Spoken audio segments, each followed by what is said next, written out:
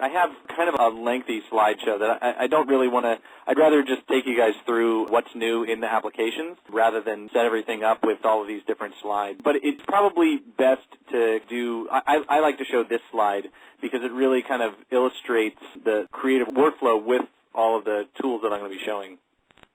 So, as you know, CS5 launched, and there's a couple of new tools in the Creative Suite arsenal. We're all familiar with Photoshop and Illustrator and InDesign, but there's a couple of new tools in the arsenal that I'd like to kind of show you guys as well, just to kind of get the juices flowing around what's possible using the tools that you already know, in particular Photoshop and Illustrator, to actually start creating interactive Flash-based experiences that don't require coding or don't require an in-depth knowledge of interactive programming.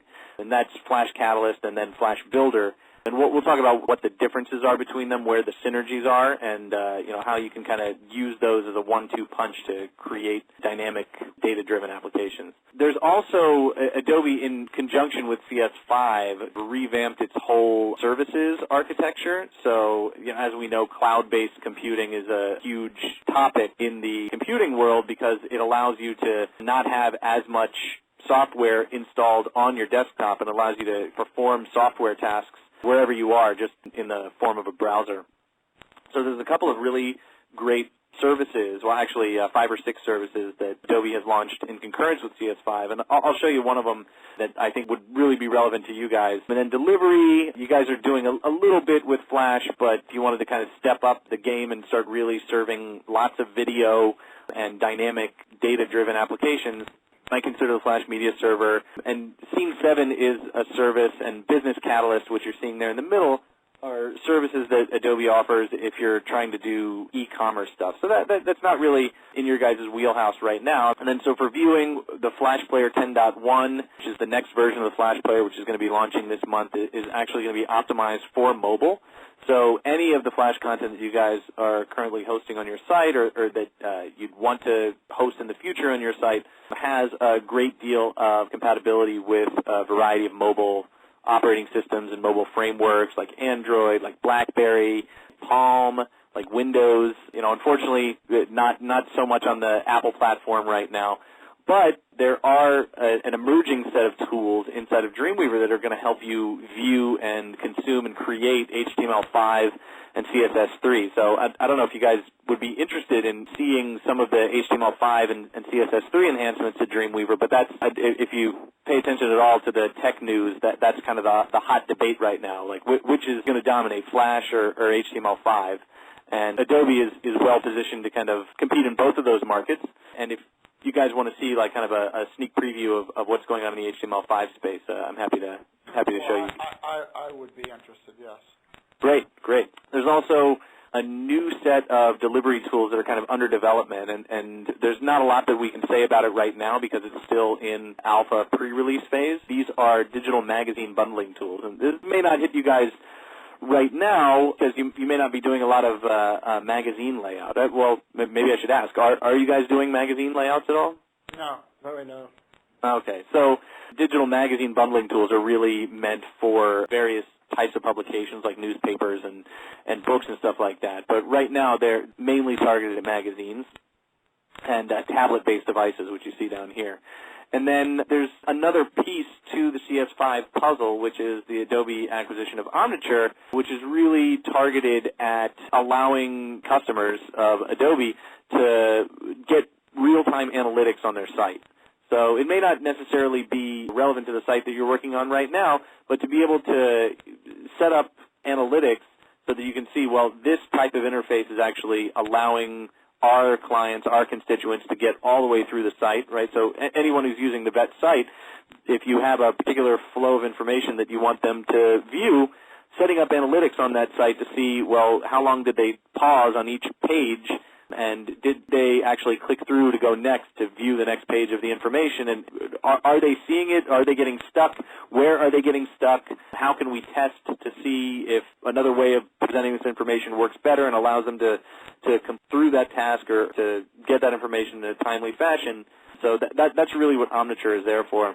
I decided that since this is a web group that, looking at web premium is probably the best. I mean, we could set up a separate session to talk about InDesign, or I can send you references on InDesign.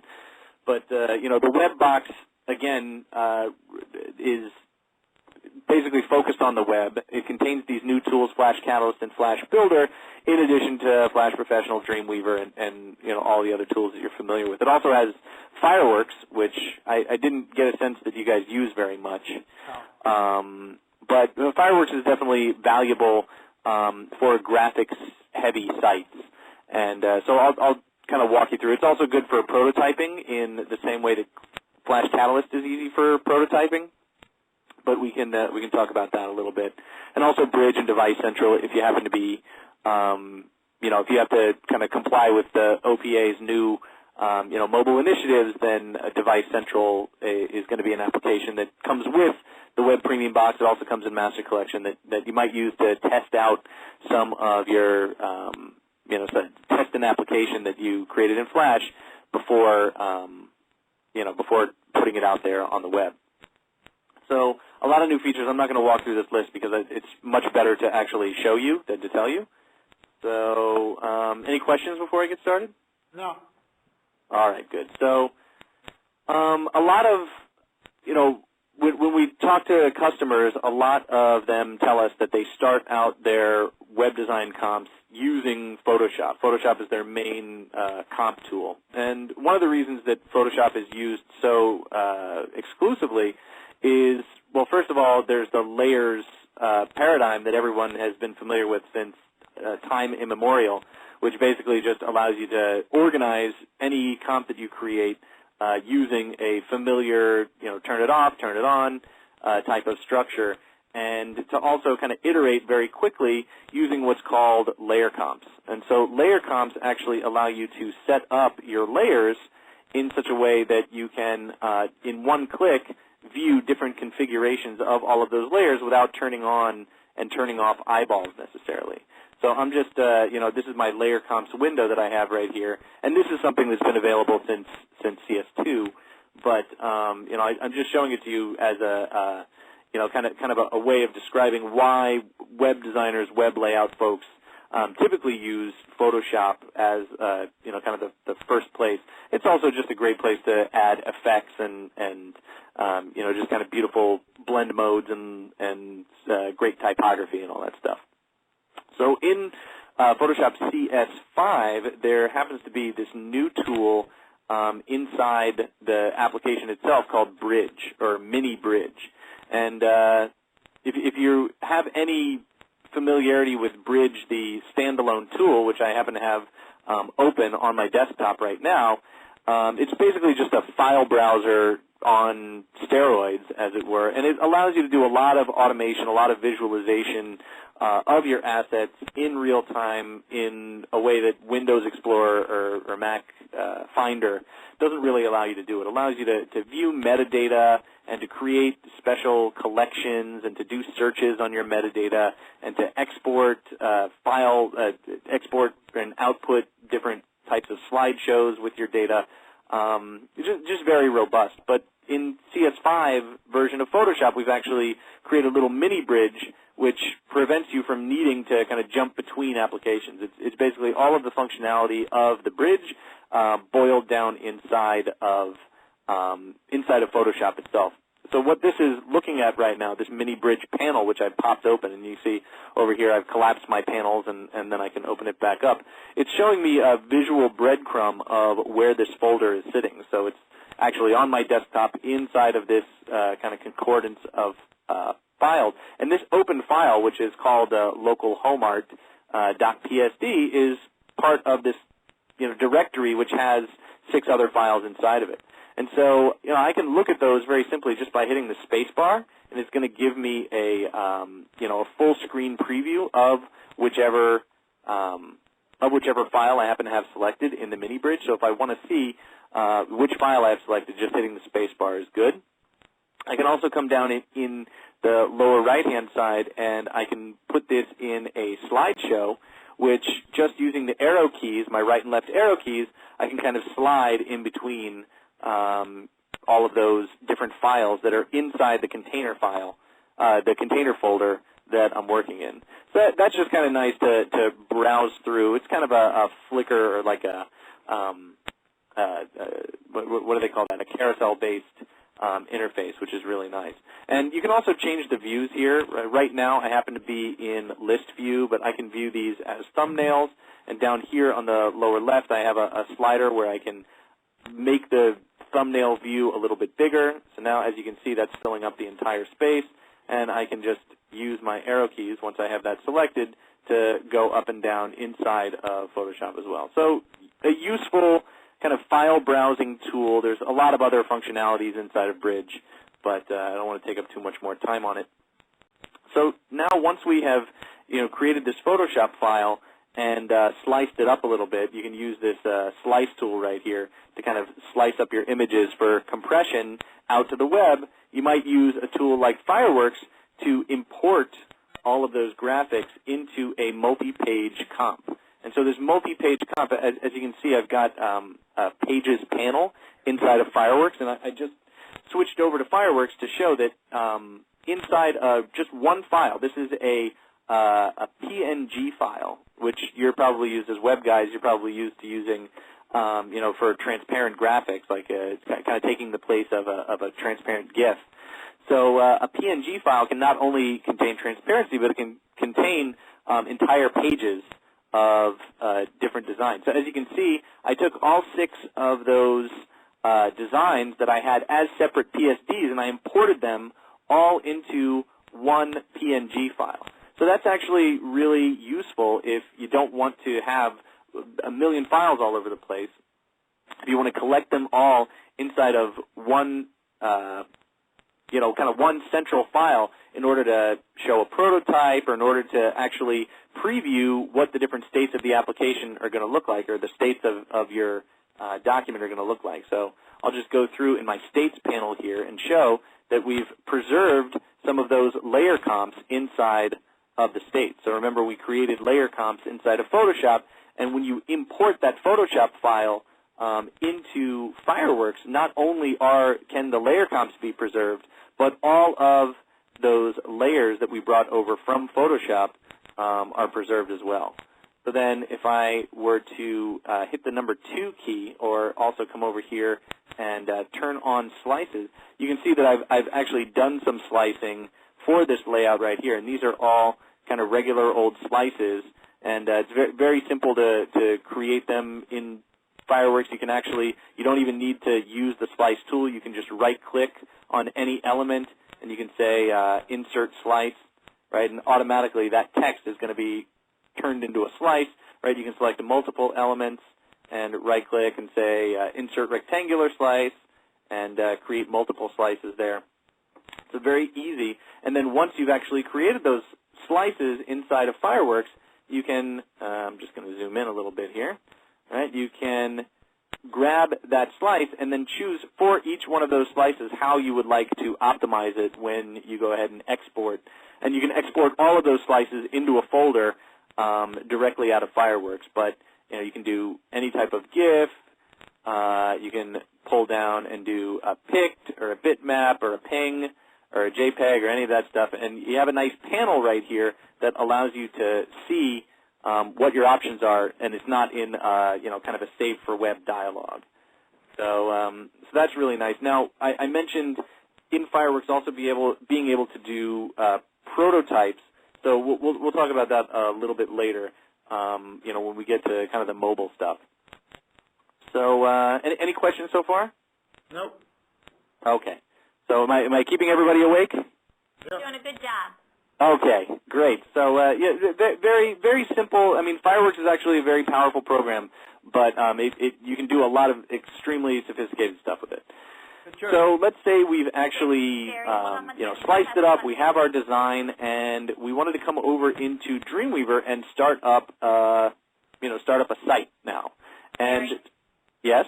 Jeff has a question. After you do the brief tutorial of Dreamweaver, will you be able to show that U.S. Senate spinning coin thing? Because I think Steve would be really interested in seeing that for the intranet.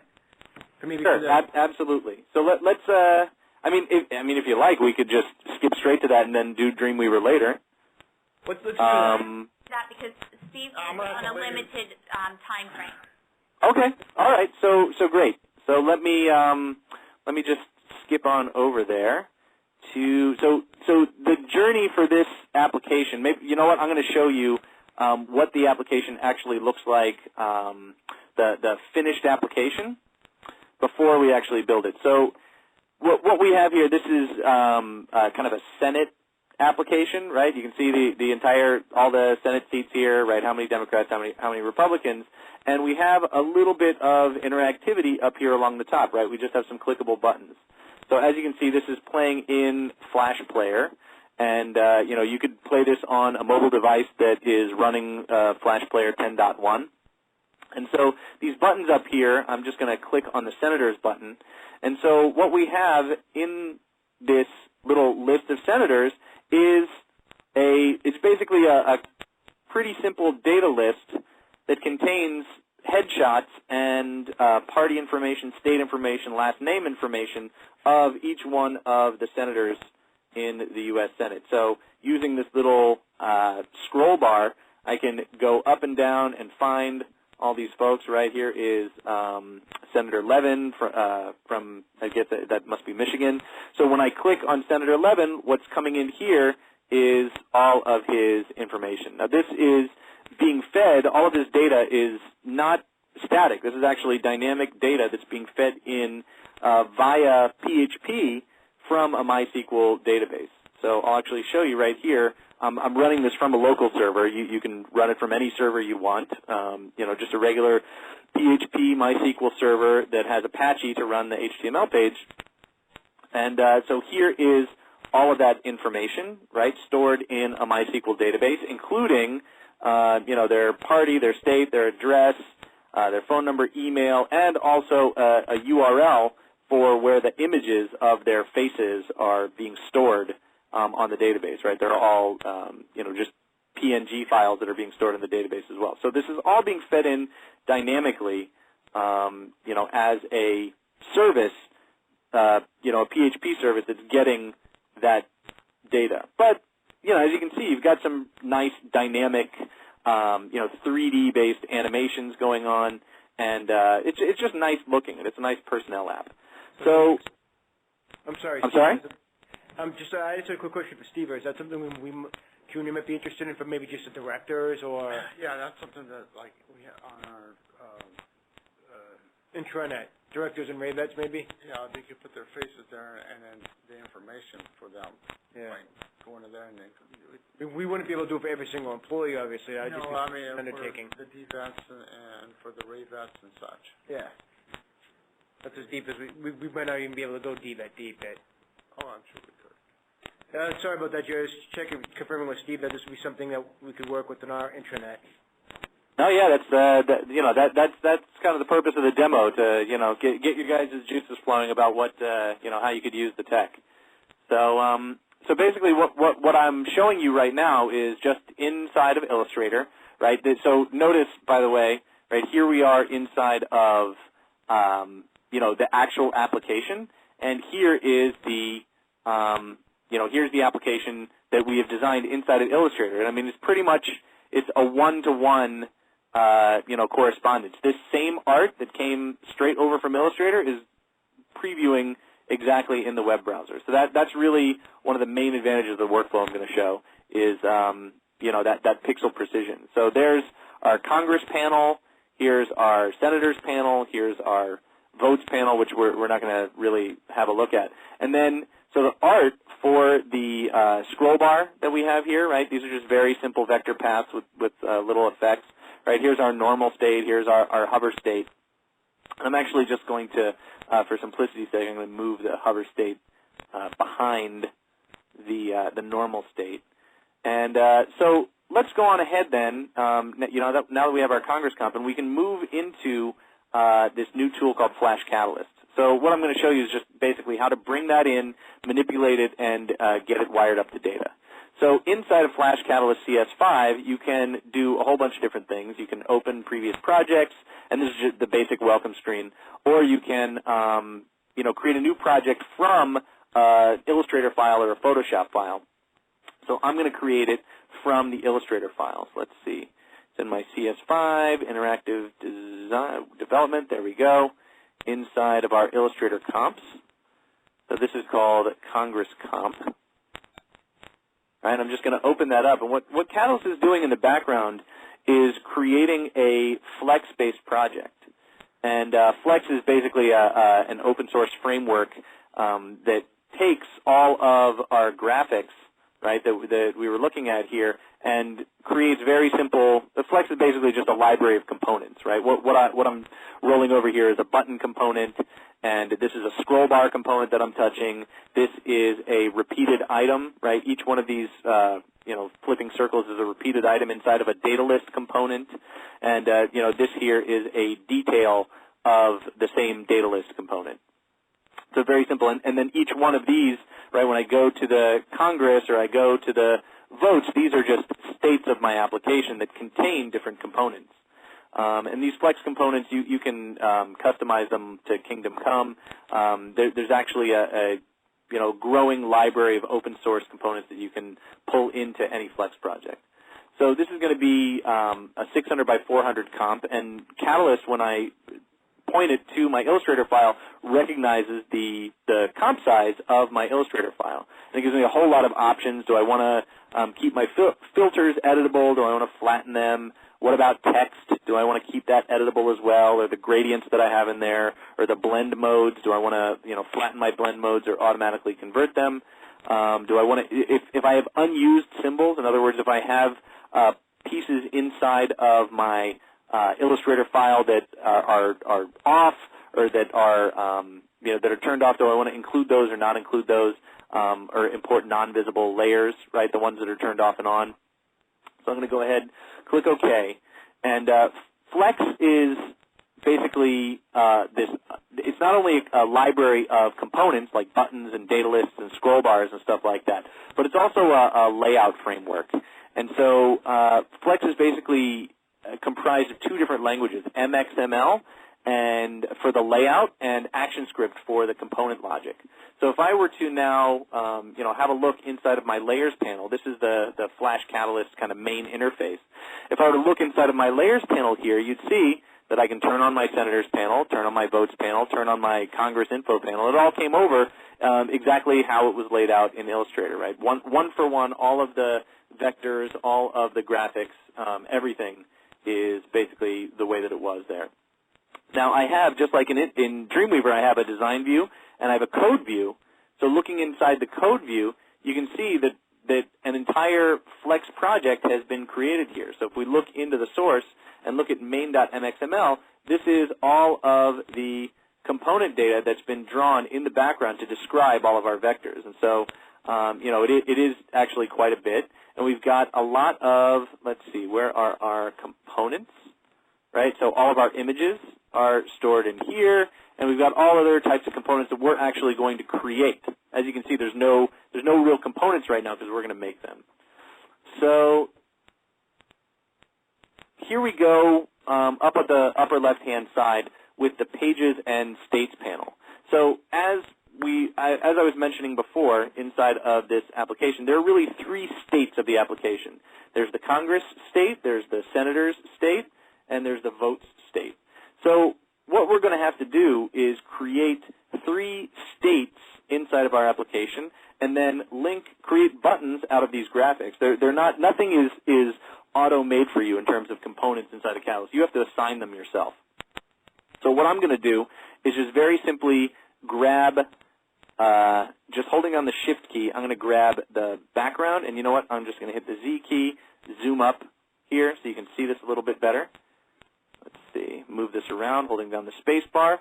And now with holding down the V key, I can just grab not only the text, which we brought in as editable, so I can come in here and change it to Verdana if I want, or change it back to Arial, right? A lot of customization available inside of Catalyst with your vectors or with your live text from Photoshop or Illustrator.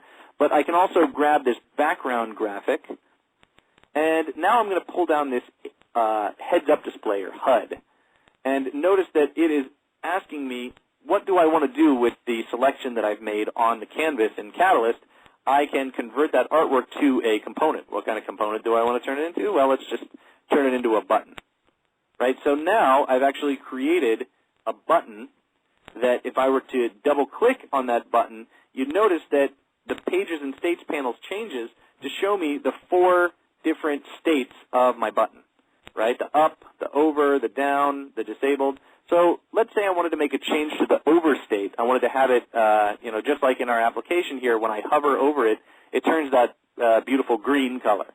So I'm just going to grab the backdrop of our button and come down into our Properties panel, and instead of that gray, I'm going to give it that green color. So now the over state, as you can see, the preview updates inside of the Pages and States panel.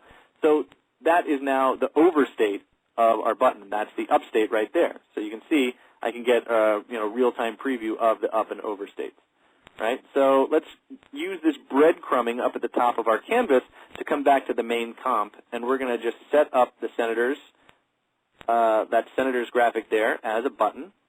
Right? And I can actually, using the heads-up display, if I don't want to double-click on that button, I can just use the heads-up display to edit the appearance of the overstate. So I'm going to give that, again, that lovely green, and then use my breadcrumbing to come back out. And I'm going to grab this one and turn this into a button as well. So we've got 3 buttons, 3 overstates, all of which are lovely green color. There we go. And I can just double-click on the canvas to come back. I don't have to go back to that breadcrumbing every time if I don't want to. So now let's say, in one of our buttons, like this Senators button here, we want to give it an effect that's not necessarily available inside of our button properties over here, right? Let's say we want to give it a drop shadow, and there's no drop shadow colors. We specifically want to give the text a drop shadow on the overstate. So I can just right-click on this button that I've created, and I can say Edit in Adobe Illustrator CS5, and watch what happens here.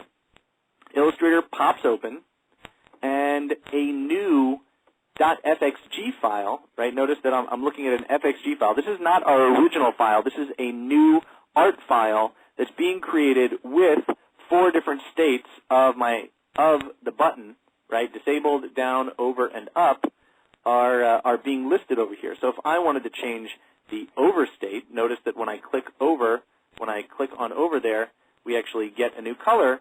So I'm now going to work on the overstate. So let me just zoom out right here.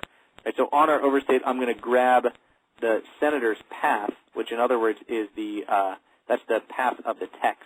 And you'll notice if I zoom in well enough, if I meatball over that Senator's text, so the Senator's text is selected. I'm just going to put in a drop shadow here. Let's see, we'll get a nice preview. Wow, 7 pixels. Let's just make that a 1 pixel offset with a 1 pixel blur. You know what? We don't need any blur on that. So that's nice and sharp, right? We can make that 100% opaque, and I'm going to go ahead and click OK. So now that I'm finished with that effect, I can just click Done right here. I don't have to save it. I don't have to do anything. Since I'm working on a separate graphics file called an FXG file, I can just click Done and click OK.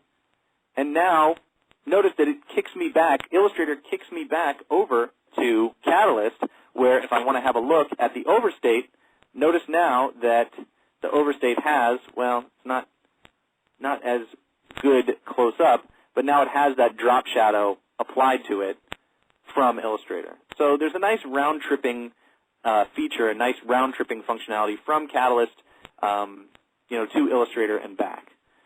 So let's see. If I come back out here, so now that I have these buttons, I want to link these buttons up to actual states of my application. So that means I actually need to create the states of my application. So I already have page 1. I'm going to call this the, let's call this the, Congress info. And now I can just come down to this button right here and duplicate the state, right? You're gonna see that once I duplicate it, it's basically giving me an identical state. We'll call this the Senators panel, right? And what is that Senators panel going to look like? Well, it's not going to have any of this Congress info, but actually, you know what I'm going to do? I'm just going to zoom out a little bit. And instead of having the Congress info disappear, I'm going to have it move off. And I just selected all of it in my Layers panel, and now I'm holding down the Shift key and moving it all. And notice that I've just moved all of that to the left-hand side, and now I'm turning it off. So we'll have a nice transition there.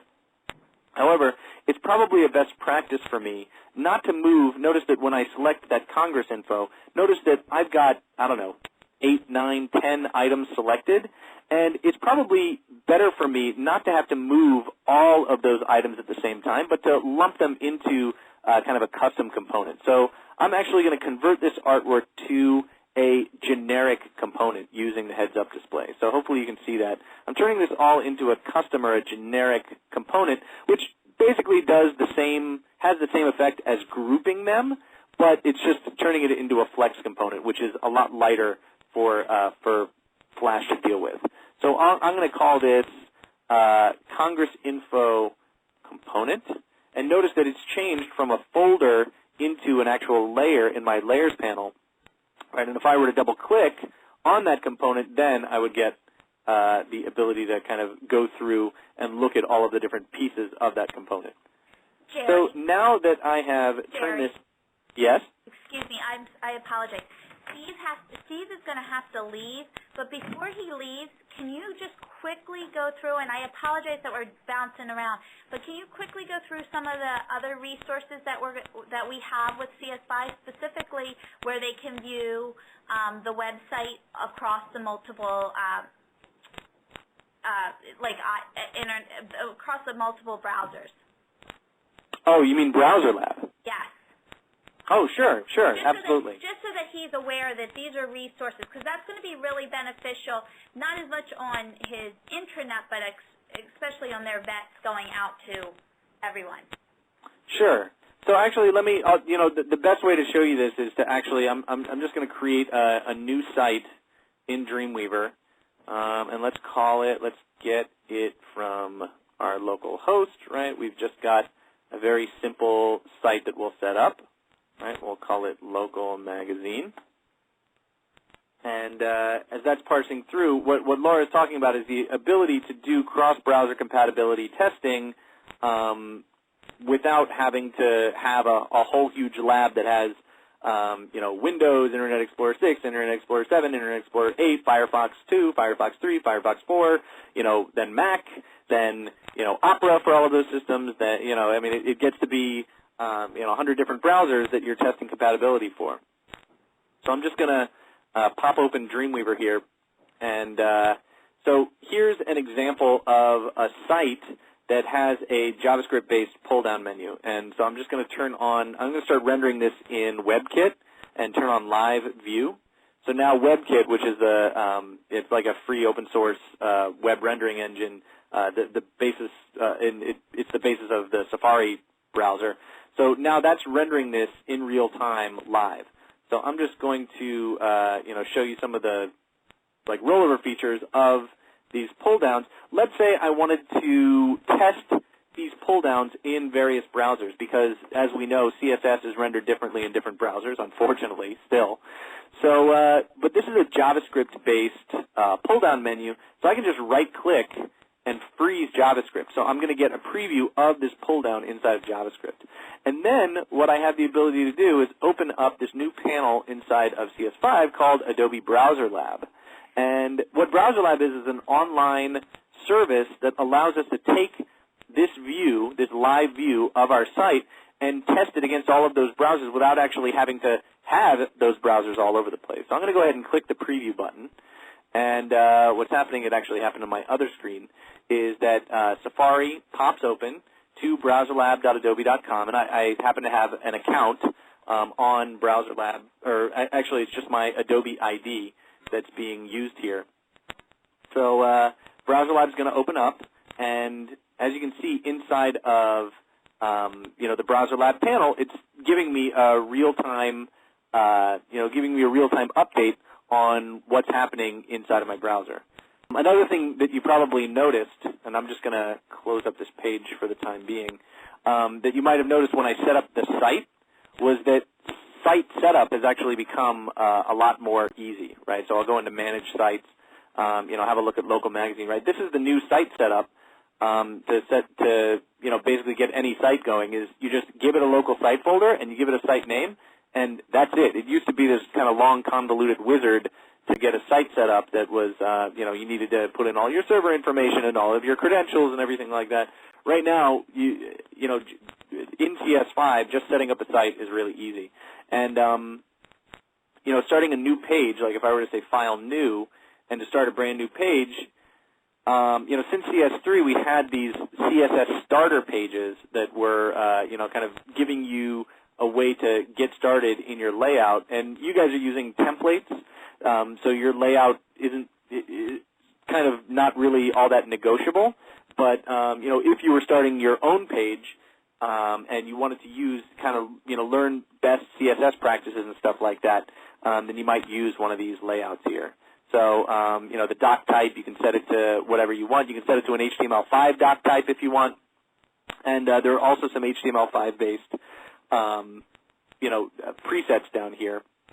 Now, if we were to just take the two-column liquid with right sidebar and create that, you'll notice that, not only is this kind of nicely set up, you can insert a logo right here, but there's no more lorem ipsum text. This is actually nicely commented, that kind of tells you all about how the page itself is set up, and it is basically telling you how the CSS inside of the page works. If you look at the code view, you'll also see that the code view and all of the CSS is highly commented to kind of give you a sense of why it's set up this way, what each one of the CSS properties are doing inside of there.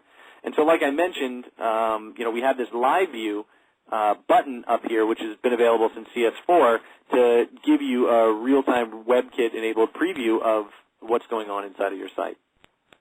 So, let's say you went ahead and you styled this up and you brought all the slices in that you created in Fireworks, and you actually made it into a fully functioning site.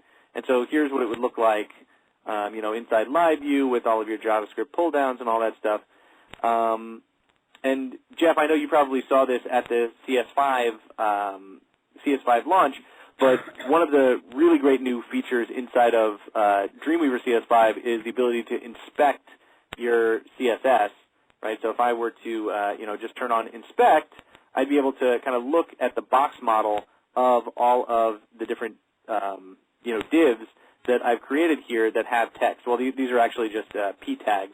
And we can tell that they're p tags because we're seeing down on the, down here, on the, tag inspector down at the bottom that we're actually looking at a p tag. And this inspect mode is basically sensitive to, where you are. Notice that the tag inspector is changing depending on what we look at. And so the lavender, kind of cover there is showing us the padding for our div.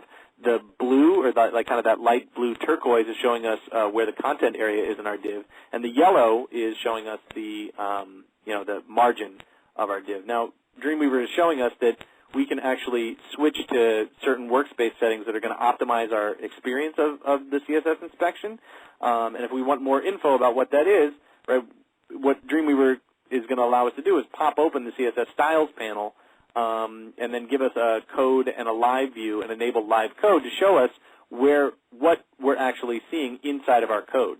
So notice that with this center div, or this center p tag selected in design view, it's also highlighted in code view. So now I'm going to go over and select this p tag and notice that it is selected inside of code view. So every time I make a new selection, it's showing us inside of our live code view on the left-hand side what we have selected. So that's actually very useful if you're kind of lost in your own spaghetti of code. And also on the right-hand side, the Css Styles Panel is showing us the styles that are applied, kind of the cascade of styles that are applied to, each p tag or each div that you roll over with the inspect tool. So if I were to just click, that actually freezes the inspect tool. Notice that I can't, go to any other div right now. And it also freezes the CSS Styles panel over here to show me what the properties are of this div. Now, you'll see that the padding, right, which is that lavender color, is actually a little bit greater in this middle div than it is on the left hand or the right hand of our, kind of surrounding divs here. So we can remedy that several different ways. We can just come over to the padding left feature, and we can say instead of 30, we can make it 10, and that's going to update in real time. That's a little bit too dramatic. Let's change that back maybe to 20. So we get real-time feedback on the changes that we're making in our CSS. If I come on over to our CSS page, and let's go on back here, right, inspect it a little bit more. Right, here we go. Now, our padding left, if I just right-click on that and say go to code, it's going to take us to the code inside of code view. So notice that our blinking cursor is now at the padding left button right there. If I change that to 30, you'll see that it also changes inside of the code to 30. So we're actually changing the CSS, the style sheet that's applied here. Now, let's say I wanted to just turn this off, but I didn't want to delete it. I could click this Disable CSS property, and notice what happened over in the code. We've actually just commented out that property. So that actually looks pretty good. So now I'm going to comment out that large margin, and now we've seen that we've done a pretty good job. Now, if I wanted to just utterly delete the, delete that CSS that I have commented out, so I could come up here and say, let's see, oops, where is it? Right here, no, where is it that I can enable or disable or delete? Is it here? No. Huh. So there is a point at which you're able to delete everything that has been disabled or everything that's been enabled. I'm not sure, right? We can just enable it here, or we can disable it here. And as you can see, that looks fine. Now, there is a way, and I'm not remembering what it is right now, to delete everything that's been disabled or enable everything that's been disabled. It's not taking me there right now. But yeah, you can just turn those on and turn those off and get a real-time preview. So that's really great. Now, so let's say that that your Office of Public Affairs makes your intranet dynamic site, right? So a PHP-driven site or uses one of these content management frameworks to create that intranet. So what they would be using is WordPress or Joomla or one of these other kind of dynamic frameworks that Dreamweaver has not typically had the ability to do. Dreamweaver can now deal with those. And I could kind of show you the demo on that, but you mentioned, and we only have a few minutes left, you mentioned that you wanted to see some of the HTML5 and CSS3 enhancements inside of Dreamweaver. So I don't know if you wanted to, take up these next few minutes looking at that or looking at the dynamic content management system framework. It's basically up to you. Probably a content management system. Okay. So let's go on back here to our site, which actually has a blog set up. And when you're working with WordPress or Joomla or anything, these are all PHP-based blogs. So if I were to double-click on the main page of our blog, you'll notice that Dreamweaver is telling us that there are a lot of dynamically related files that come along with our main page, right? When you look at any blog, right, I'm going to have a look at our, let's see, localhost, local mag. We'll actually look at the live blog right now. So each piece of this blog is actually being powered by a number of different PHP pages, right? So the archives and the local favorites, this list is being powered pretty much exclusively by the WordPress content management engine, which generates a ton of PHP pages, each of which is dynamically loaded into your page. So this is not really just one page; it's many pages being loaded in. But traditionally, it's been difficult for Dreamweaver to look and view all of those pages in a dynamic way that's being served from a server. So as I mentioned before, I do have an Apache, MySQL, and PHP server that's running locally on my machine. I mean, you could set this up on any server, and I have it set up on my own, my own website to do this, so that I can edit my WordPress template inside of Dreamweaver, and then have it update and actually update, all the content from within Dreamweaver too. For this particular example that I'm showing you, I'm running on a local server, but it's very easy to set up on a remote server as well. But Dreamweaver's telling me, well, WordPress has created all of these dynamic files, but we haven't actually defined the server. We need to define that in Dreamweaver. So it gives us a little prompt to set it up. And now we're back in our site setup page. And notice that we can now, we don't have any testing servers or remote servers set up, but you now have the ability in CS5 to set up as many remote servers or testing servers as you want. It used to be that you could only set up one remote server for your site, but let's say you have a remote server and a testing server, or you have 3 different servers. You can set up as many as you want just by hitting this little plus sign. So, depending on how you connect, that's what you would fill in here. I'm just connecting via, local. So I'm going to go ahead and grab that file, right? It's just in my local mag, and my URL is going to be localhost/local_mag. Yours would be, dol.gov/vet/intranet or whatever it would be. And so the name of this testing server that I'm setting up, we'll just call it testing for now. And notice that it's checked off as testing because Dreamweaver specifically wanted me to set up a testing server. I could turn it into my actual remote server where everything is going to eventually wind up, but we'll just set it up as a testing server for now. So now that it is, now that we have that remote server set up in Dreamweaver, and Dreamweaver knows where to go to get all of those dynamically related files, now it can go ahead in the process of discovering it. So it gives us a little prompt saying, allow me to discover all of the associated files that go along with index.php, like, the blog header and the comments and the feed and all of the other stuff that goes along with it. So Dreamweaver is going to discover all of those pages, but our code is still pretty much inside of our index.php is just requiring that blog header and, defining our WordPress themes, but we don't actually get a live display. So Dreamweaver prompts us to switch to live view, and when we do that, then there we go, inside of live view, we can actually see our blog. Now, using that same, kind of CSS inspection, let's see, now we can actually inspect live on our, PHP-driven server, and we can, let's say for this new post, I'm going to pop open the CSS Styles Panel. And now that I have this new post selected, let's say I wanted to give it a border. And I'm just going to double-click. Let's see. I'll double-click on the over.lft, right? Instead of border none, I'm going to give it, well, actually, let's keep the style same for all. We'll give it a dotted border, right? And it'll be thick. And the color, right, we can actually pick a color right here. So now I've picked a color. I'll click Apply and OK. And now you'll see inside of our, inside of our CSS, we've actually changed the CSS page that controls this blog, and we've given that element a lovely dotted border, which is kind of ugly.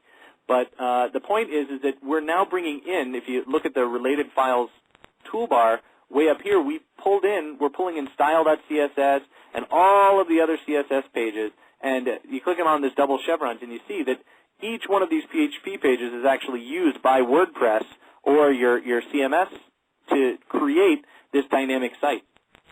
And you can use this little filter tool or this funnel tool to actually, get rid of all of those PHP pages from the, from this related files toolbar to kind of just burrow down into the types of files that you want to view, right? So let's say I just want to view the CSS that's associated here.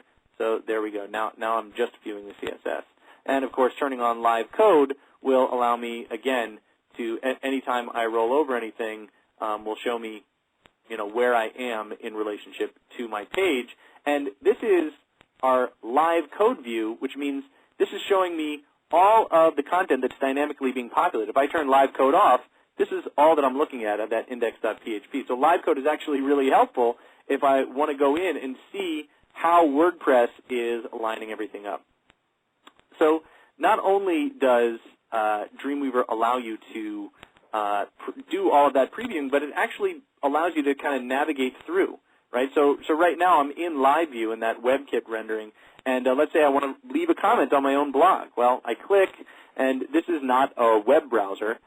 This is live view inside of Dreamweaver. If I want, I can turn on follow link or follow links continuously inside of my browser preferences, and now Dreamweaver actually becomes a full-out web browser that's showing me new pages. Notice that a new PHP page has been loaded here in my address bar, and I mean, I could put anything in here. Let's say I wanted to actually administer my blog straight from within Dreamweaver to update the content. Right, there we go. Now I'm able to, let's see if I remember my password correctly. Yep, now I can administer my blog, right? I can go into my themes for my blog, and this is all in Dreamweaver. This is not inside of a browser, and I can change out my theme to a different theme, right? Now I've changed the theme of my blog, so now when I go to index.php, I've just completely changed the style of my blog based on the WordPress theme. So it's actually really easy not only to switch out the themes for your for your blog, but you can actually also create those themes within Dreamweaver, save them out via WordPress, and you can basically style your blog themes or your site themes however you like inside of Dreamweaver, and then restyle them on the fly. So that's actually a really powerful and useful tool. Let's see. I'm just going to go back and restyle this to my local voice 1.0 theme. Right, go back, visit the site. There we are. Right, we've got that styling that I applied there, and I can undo that, however I like. Turn off those, that style that I had. Let's see. I'm going to go ahead and switch to the more useful view. Right, hover over that. Here we go. And now I can just turn off my border, and I could save that out or turn it back on